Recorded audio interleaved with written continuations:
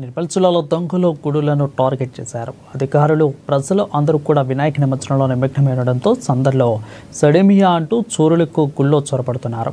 నిర్మల్ జిల్లా ఖానాపూర్ పట్టణ కేంద్రంలోని వీరబ్రహ్మేశ్వర స్వామి ఆలయంలో గాయత్రి మాత ఈశ్వరీదేవి విగ్రహాలపై నుంచి బంగారు ఆభరణాలు కాజేసి హుండీ ఎత్తుకెళ్లారు.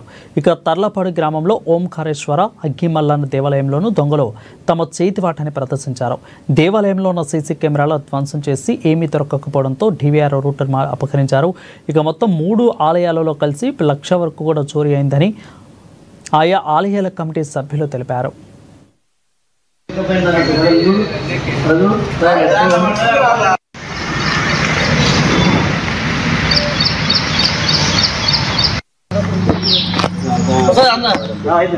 ఖానాపూర్ పట్టణం గల శ్రీ వీరబ్రహ్మేంద్ర స్వామి ఆలయంలో నిన్న రాత్రి సుమారు 12 నుంచి 12:30 మధ్యలో ఆలయంలో చోరీ జరిగింది.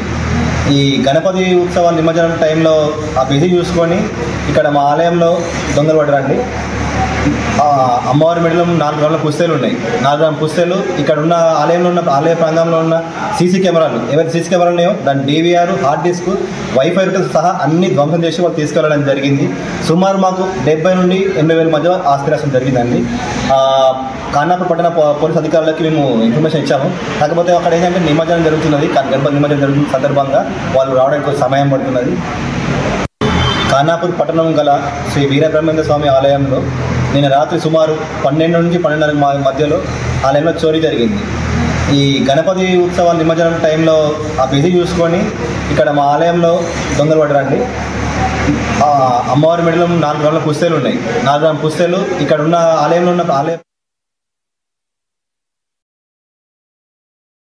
వైఫై సహా అన్ని ధ్వంసం చేసి వాళ్ళు తీసుకెళ్ళడం జరిగింది. సుమారు మాకు 70 నుండి 80,000 మధ్య ఆస్తి నష్టం జరిగిందండి.